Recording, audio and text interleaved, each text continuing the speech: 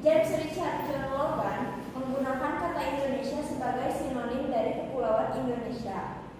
Tapi, sejak tahun 1990, kalimat Indonesia lebih dikenal oleh umum karena berawal dari seorang tokoh yaitu Adolf Bastian dari Universitas Berlin mempopulerkan nama ini melalui buku yang berjudul Indonesian Order die in Saint Decimales Archipels tahun 1884 sampai 1894. Selanjutnya, pemahaman tentang Indonesia yang saya ketahui dipelopori oleh dua tokoh, yaitu dipelopori oleh Sultan Takdir al-Syamdana dan dipelopori oleh Sanusi Parni Dekaka.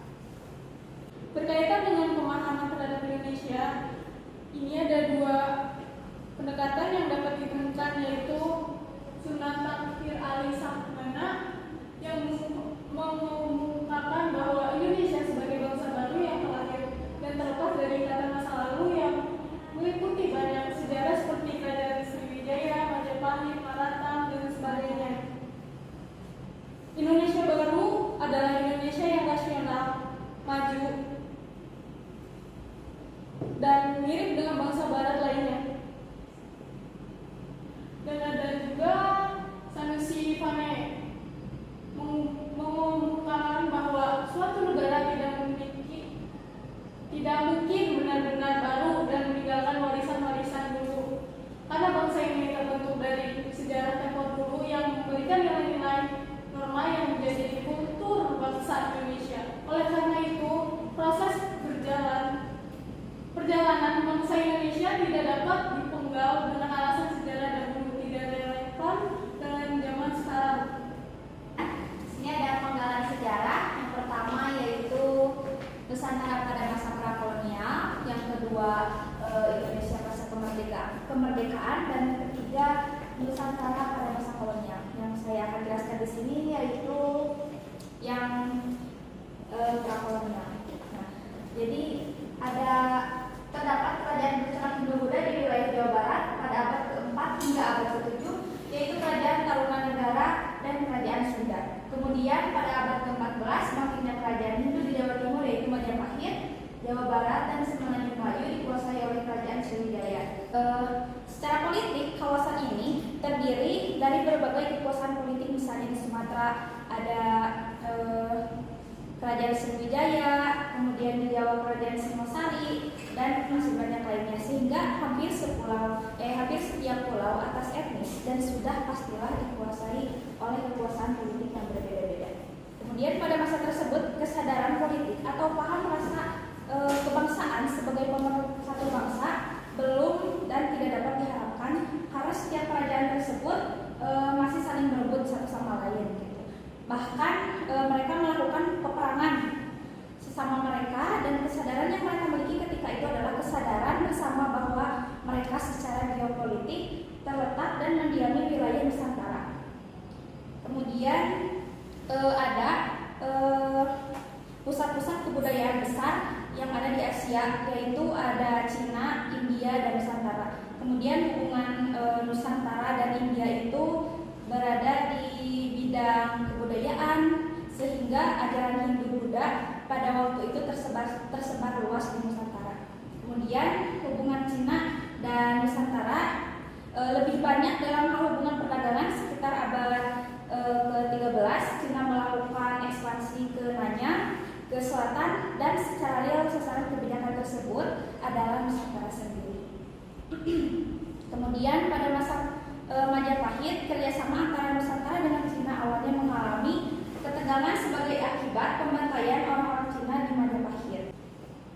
Di sini ada beberapa pembagian kekuasaan politik di Nusantara. Ada beberapa pulau, diantaranya Pulau Sumatera ada Kerajaan Sriwijaya, Pulau Jawa ada Kerajaan Singosari, Majapahit, dan Mataram, Pulau Kalimantan ada Kerajaan Banjar, Sulawesi ada Kerajaan Goa, Pulau Maluku ada Kerajaan Ternate dan Tidore, dan Pulau Bali ada Kerajaan Buleleng.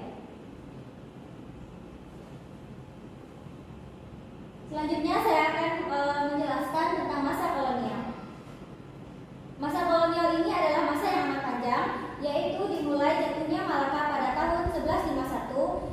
hingga tibanya proklamasi kemerdekaan Republik Indonesia pada tahun 1945. Lebihnya sekitar 434 tahun.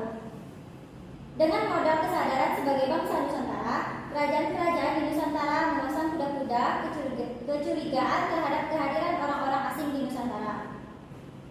Negara asing yang pertama yang datang melakukan kolonialisme di Indonesia adalah bangsa Portugis dengan 3 misi mereka, yaitu Glory, Gold, dan Gospel.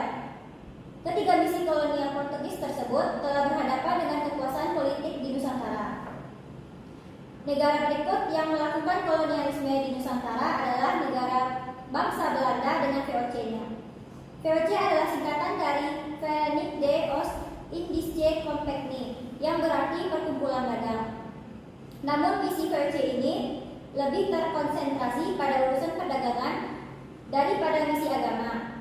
Tapi lama-kelamaan VOC makin menerapkan sifat menanamkan pengaruhnya kepada penguasa-penguasa Nusantara serta mencampuri urusan-urusan istana guna memperoleh hak monopoli atas perdagangan tersebut. Baiklah, di sini saya akan menjelaskan bidang-bidang yang terkait dalam masa Orde Baru. Dalam Orde Baru ini, bidang-bidang yang mengalami perubahan yakni bidang ekonomi, politik, kebijakan yang patriotis, Undang-Undang Dasar 1945 dalam bidang hukum, dan juga bidang sistem pemerintahan dan bidang militer. Pada bidang ekonomi, Orde Baru yang kapitalistik diganti dengan sistem ekonomi yang kerakyatan, karena sistem kapitalistik tidak dapat meningkatkan kesejahteraan rakyat secara keseluruhan. Lalu adanya bidang politik, perubahan pada bidang politik. Perubahan pada bidang politik ini pada era reformasi, keran reformasi di bidang ini dibuka seluas-luasnya. Jika dulu hanya ada 3 partai, sekarang dapat banyak, yaitu banyak partainya. Seperti partai-partai pada masa zaman dahulu yang hanya dibatasi 3, sekarang menjadi multi partai. Lalu adanya Undang-Undang Dasar 1945 bidang hukum, adanya perubahan dari bidang ini yang sebelumnya Undang-Undang 1945 dianggap kitab suci pada rakyat yang tidak boleh dirubah, disentuh atau dilengsarkan secara apapun. Dalam hal ini tidak berlaku lagi, sehingga perubahan amandemen telah dilakukan beberapa kali dikarenakan perubahan zaman. Sistem pemerintahan Orde Baru, pemerintahannya mulai stabil untuk kesejahteraan masyarakat itu sendiri. Lalu pada bidang militer, di bidang ini perubahan mendaki militer kembali ke barat dan melepaskan diri dari kekuasaan sipil sehingga lebih profesional. Dan jika dulunya militer ini banyak melanggar HAM, dan pada Orde Baru sekarang diharapkan dan telah diatur untuk tidak melanggar HAM lagi karena sudah kembali ke barat.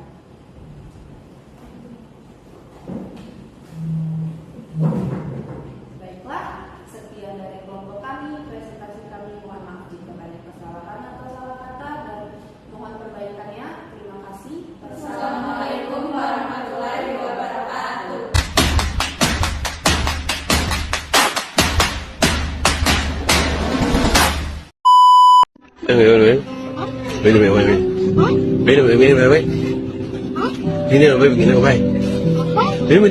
Ini